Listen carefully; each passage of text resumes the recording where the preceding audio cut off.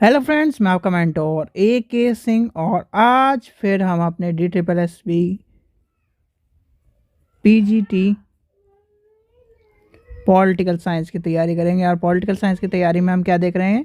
हम देख रहे हैं एनसीईआरटी यानी क्लास 12th की चलिए तो आज का चैप्टर देखते हैं। यानी कि आज के चैप्टर में क्या इंपॉर्टेंट है। और एक चीज़ ये देखिए, कहीं ना कहीं जो ये तस्वीर जो ऊपर हमें देखी है अभी, तो ये क्या बताएगी? अक्टूबर 1960 में न्यूयॉर्क के गुटनिरपेक्ष देशों की एक संगोष्ठी की तस्वीर है, जिसमें क्या है, इसमें जवाहरलाल नेहरू कहीं ना कहीं एक तरह से देखें हम भी कि जवाहरलाल नेहरू जी का जिक्र दिखाया गया है। तो ये कहीं ना कहीं इस चीज़ के बारे में बताती है। चलिए तो चैप्टर का नाम क्या है? भारत के विदेशी संबंध। भैया, भारत के विदेशी संबंध इस तरह के रहे हैं आज तक, जैसे एक ची यानी हिंदी चीनी भाई भाई का जो नारा एक तरह से रहा था, जो जवाहरलाल नेहरू जी ने दिया था, तो कहीं ना कहीं आखिरी टाइम में उन्होंने चीनियों ने ही धोखा दे दिया। भारत और पाकिस्तान से कहीं ना कहीं रिश्ते अच्छे रखने की कोशिश करी, तो कहीं ना कहीं उन्होंने अमेरिका का साथ लेकर हमारे साथ धोखा दिया था। तो कहीं ना कहीं विदेश नीति आज के हिसाब से, यानी पहले की छोड़ दें, आज की अगर प्रेजेंट वे में लेके चले तो आज की विदेश नीति कहीं ना कहीं बहुत अच्छी है। क्यों? क्योंकि जो सभी देश हैं कहीं ना कहीं भारत का या फिर एक तरह से इंडिया को सम्मान की नज़र से देखते हैं। क्यों? क्योंकि इसने, यानी कि इस दौर ने विदेश के संबंध अच्छे बनाए हैं, विदेश से हमारे संबंध अच्छे बने हैं, और विदेश से कहीं ना कहीं इन चीज़ों का जो संबंध के माध्यम से पहचान भी अच्छी बनी है। जो पहले कहीं ना कहीं ये था कि इंडियंस है, ये है, वो है, आज वो सम्मान इस तरह का है। आप इंडियंस हो, यानी कि आप मोदी, इस तरह की आप इस चीज़ें सुनने को मिलती है, यानी कि आपने भी देखा होगा, तो कहीं ना कहीं वो है। और चलिए इसमें देखते हैं अंतर्राष्ट्रीय संबंध के बारे में क्या कहा है। अंतर्राष्ट्रीय संबंध में कहीं ना कहीं बहुत सारी चुनौतियों का सामना करना पड़ता है, और बहुत सारी चीज़ों का चुनौती का सामना करने के बाद भी, जैसे कहीं ना कहीं जो कोरोना टाइम में हमारे देश से क्या है, दवाइयाँ बाहर गई थी, और वहाँ जाके क्या हुआ, उस दवाइयों से उन लोगों को, यानी कि जो कहीं ना कहीं गरीब लोग थे, कहीं ना कहीं जो उन अफोर्ड नहीं कर पा रहे थे और देशों के पास दवाई नहीं थी, तो उन्हें भी हमने कहीं ना कहीं दवाई के फॉर्म में इन चीज़ों को उपलब्ध कराया। ठीक है, तो ये कहीं ना कहीं आपके बारे में, कहीं ना कहीं अंतर्राष्ट्रीय मुद्दे के बारे में बताता है। अब आता है कहीं ना कहीं हमारे जो इम्पोर्टेंट टॉपिक है, या फिर हमारे लिए पॉइंट ऑफ व्यू से इम्पोर्टेंट है, संविधानिक यानी कि सिद्धांत। भारतीय संविधान के अनुच्छेद 51 में क्या 21 में क्या दिया गया है? हमें एक आज़ादी दी गई है, और 21A में हमें भारतीय शिक्षा के यानी शिक्षा को दिया गया है। दोनों चीज़ें में कन्फ्यूज मत करना कभी भी। 21 में मतलब हमें आज़ादी दी गई है। आज़ादी ये इसका मतलब ये नहीं कि आप विदेशों से भी कहीं ना कहीं संबंध, यानी कि वो भारत के लिए है। अब आता है 51 में क्या है? अंतर्राष्ट्रीय शांति और सुरक्षा को बढ़ावा देने की बात की गई। यानी कि अनुच्छेद 51 में अंतर्राष्ट्रीय शांति सुरक्षा को बढ़ावा के लिए राज्य के नीति निर्देश के सिद्धांतों का हवाले से कहा गया है कि अंतर्राष्ट्रीय शांति सुरक्षा को बनाए रखना, राष्ट्र के बीच में न्यायसंगत और सम्मानपूर्ण संबंधों को बनाना, संगठन लोगों को एक दूसरे के व्यापक अंतर्राष्ट्रीय विधि और यानी कि बाध्यता को बढ़ाना, और अंतर्राष्ट्रीय विवादों के मध्यस्थम को निपटाने के लिए कहीं ना कहीं एक तरह से बात कही गई है। फिर आता है 1950, यानी 1950 के दशक में राजनीति की कहीं ना कहीं बात कही गई। फिर आता है गुट निरपेक्षता की बात, यानी गुट निरपेक्षता की नीति के बारे में बताया। गुट निरपेक्षता के बारे में आपको पता ही होगा, और इसमें से क्या पूछा जाता है, आपसे एक क्वेश्चन पूछा जा सकता है, वो क्या है? नेताजी सुभाष चंद्र बोस, यानी कि ये आ गया क्वेश्चन, नेताजी सुभाष चंद्र बोस ने दूसरे विश्व युद्ध में इंडियन नेशनल आर्मी का गठन किया था। कब किया था? यानी कि उन्होंने, किसने किया था आपसे पूछा जाता है। इंडियन नेशनल आर्मी का गठन किसने किया था? तो आपको पता होना चाहिए, सुभाष चंद्र बोस जी ने किया था। चलिए आगे चलते हैं।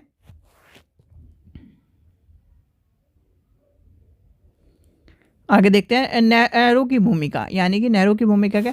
भारत के प्रथम प्रधानमंत्री जवाहरलाल नेहरू जी ने राष्ट्रीय एजेंडा तय करते हुए निर्णायक भूमिका निभाई। वह प्रधानमंत्री के साथ साथ विदेश मंत्री भी थे।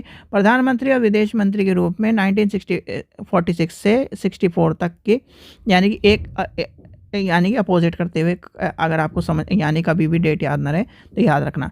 फिर तक उन्होंने भारत की विदेश नीति की रचना की और एक तरह से उन्होंने प्रभाव डाला, जो क्या है हमारे हिंदी चीनी भाई भाई वाली कहानी थी। ठीक है, आपको वो भी पता होना चाहिए। तो यहीं पर कहीं ना कहीं वो नीति आई थी। आगे चलते हैं, जो इम्पोर्टेंट है वही आपको बताऊंगा आगे कोई। और आपने पोखरन वाली पिक्चर देखी है, तो वही कहीं ना कहीं अमेरिका का उस टाइम पर रवैया था हमारे साथ, और वो रवैया कहीं ना कहीं जैसे सैटेलाइट से हमें देखता था ये सब चीज़ें, और वही नीति को छोड़ते हुए कहीं ना कहीं हमारे देश ने भी किस चीज़ का परीक्षण किया था, एक तरह से परमाणु बम का। ठीक है, फिर आता है समकालीन विश्व राजनीति की किताब, यानी कि इसे छोड़ दिए। फिर आता है आपका नेटो, यानी कि शीत युद्ध के समय अमेरिका ने उत्तरी अटलांटिक संधि संगठन और सोवियत संघ ने इसके जवाब में वर्सा पैक्ट नाम की संधि का गठन किया था। तो ये आपको पता होना चाहिए किसने किया था, यानी कि शीत युद्ध के बाद की गई थी, और सोवियत संघ ने क्या किया था, वर्सा पैक्ट नामक संधि का गठन यानी कि संगठन बनाया था। भारतीय गुटनिरपेक्ष नीतियों के आदर्श माना और संतुलन साधने के लिए यह गठन कोशिश किया कि, और कभी कभी संतुलन बहुत ही कठिन हुआ। 1956 में ब्रिटेन ने स्वेज नहर के मामले को लेकर मिस्र पर आक्रमण किया था, और ये आपसे कहीं ना कहीं क्वेश्चन पूछा जाता है, तो इतने आपको पता होना चाहिए।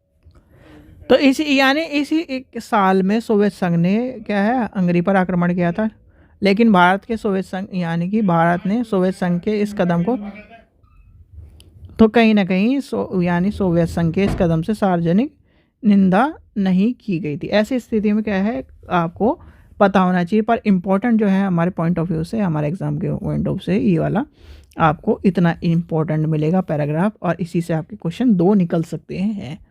चलिए आगे चलते हैं।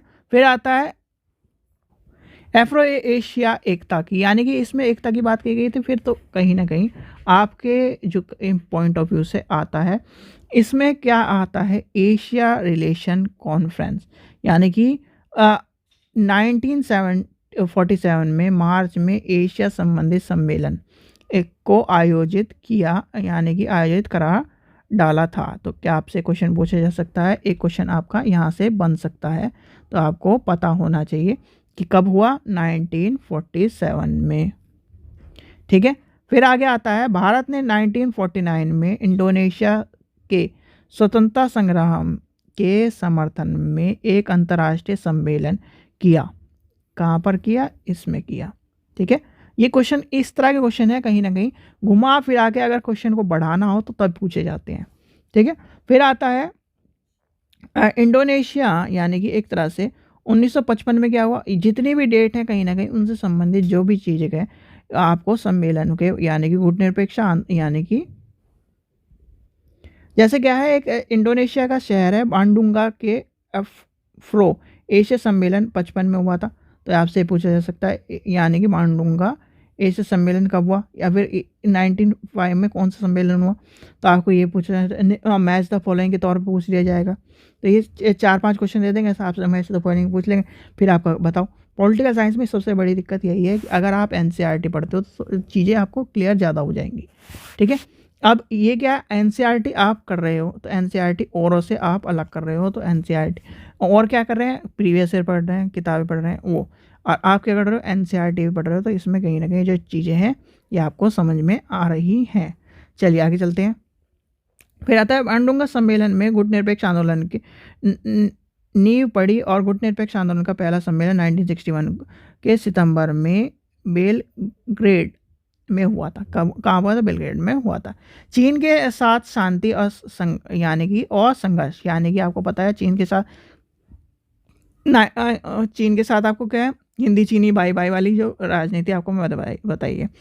ठीक है, यानी कि शांतिपूर्ण एक तरह से यानी 5 सिद्धांतों पर, यानी पंचशील, जिसे क्या है पंचशील की घोषणा भारत ने के जो प्रधानमंत्री जी नेहरू जी और चीन के मुख्य चाउ एन लॉ ने संयुक्त रूप से 29 अप्रैल 1954 को की थी। कब की थी? 1954 को की थी। दोनों के बीच में क्या है, मजबूत संबंधों के लिए एक तरह से हिंदी चीनी भाई भाई का नारा भी दिया गया था। फिर आया था चीन पर, यानी चीन का आक्रमण कब हुआ? चीन का आक्रमण हुआ था 1961 पर, यानी कि 62 में। तो ये भी आपको पता होना चाहिए। चलिए, फिर आता है तिब्बत वाला केस, यानी तिब्बत और दलाई लामा वाला, जो आपको पता है। तो ये कहीं ना कहीं ये वाला क्वेश्चन आता नहीं है। ये वाला क्वेश्चन जरूर पूछा जा सकता है पॉलिटिकल साइंस के बेस से, ये तो हिस्ट्री के बेस से पूछा जा सकता है आपको। और फिर आता है एक क्वेश्चन जो पूछा जा सकता है इसमें कि यानी कि हिंदी चीनी भाई भाई का नारा कब दिया था, किसने दिया था, ये संबंधित है। अगर बिल्कुल सिंपल लेके चले तो, और आपका ये जो एरिया देखिए, ये आपका सारा का सारा हिंदी चीनी यानी कि भारतीय चीनी सीमा, ये कहीं ना कहीं ये आज के टाइम पे जो हम ऊपर की टोपली पढ़ते हैं तो वो ये हो गया है अलग। फिर आता है चीन के साथ 1960 में सीमा विवाद उठा, नेहरू और तुंगने के बीच व्यर्थ साबित हुआ। ठीक है, ये आपके सामने बताया गया है। चलिए,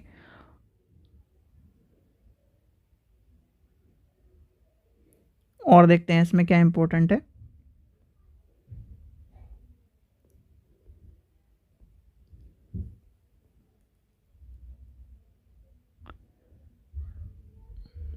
अच्छा, एक चीज़ और इम्पोर्टेंट है ये आपका, भारत और चीन के बीच संबंध में सामान्य होने के करीब 10 साल बाद 1976 में दोनों देशों के बीच पूर्ण राजनयिक संबंध एक तरह से शीर्ष नेताओं के तौर पर पहली बार अटल बिहारी वाजपेयी ने क्या करा, 1976 में चीन के दौरे पर गए। बाद में नेहरू के बाद राजीव गांधी क्या हुए, प्रधानमंत्री बने और चीन के दौरे पर गए। इसके बाद चीन के साथ भारत के संबंध ज़्यादा जोर व्यापारिक मामलों पर रहे। ठीक है, और आपको पता है व्यापारिक मामले आज भी व्यापारिक मामलों पर क्या है, हमारे चीन के साथ संबंध रहे हैं। फिर पाकिस्तान के साथ युद्ध और शांति की बात कही। पाकिस्तान की युद्ध और शांति आज तक आपको पता है। और एक जो है यानी बांग्लादेश का युद्ध कब हुआ, आपको पता है 1971 का क्या है, जो बांग्लादेश का युद्ध, और उसमें क्या हुआ था, सरेंडर करवाया गया था हमारे सैनिकों द्वारा। और इसलिए कहीं ना कहीं पूर्वी पाकिस्तान, और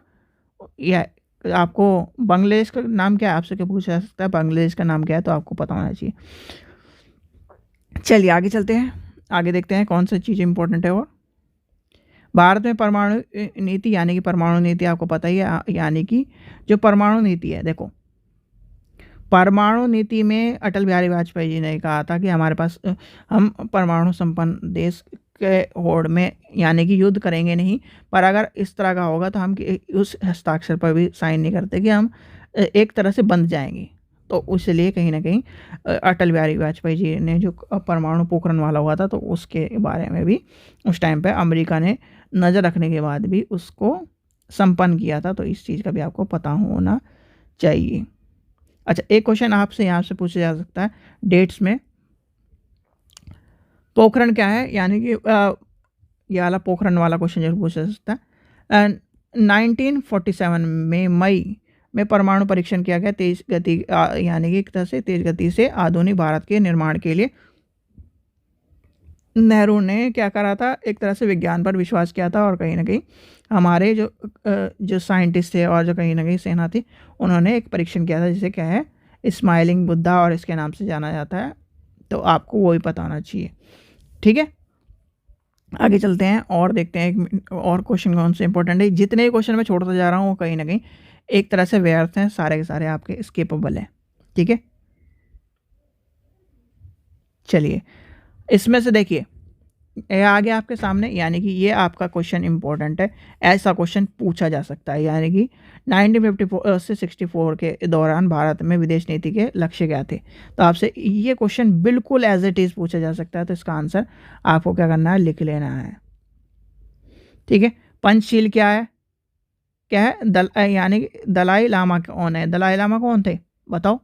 तिब्बत के धार्मिक नेता, सीमा के पर क्या है, भारत के यानी कि भारतीय दलाई लामा कौन है भैया, दलाई लामा देखो एक जगह है, दलाई लामा एक तरह का जगह है इसलिए, और वहाँ के जो नेता होता है एक तरह से उसको क्या कहते हैं, दलाई लामा। तो इस चीज़ का भी ध्यान रखना, ये क्वेश्चन पूछा जा सकता है। और ये मैच द फॉलोइंग इंपॉर्टेंट है, इसलिए कहीं ना कहीं एनसीईआरटी आपकी पढ़नी जरूरी है। चलिए, आशा करता हूँ आपको वीडियो पसंद आई। वीडियो पसंद आई तो लाइक करें, चैनल को सब्सक्राइब करें, वीडियो को ज़्यादा शेयर करें। और मॉक टेस्ट और आपके जो है प्रैक्टिस टेस्ट वो भी शुरू होने वाले हैं, तो उसी टाइम में आपके वो भी शुरू होंगे। उसके सारे मैंने क्या है क्वेश्चन बना लिए हैं, आपको वो जल्दी मिलने वाले हैं। चलिए, थैंक यू।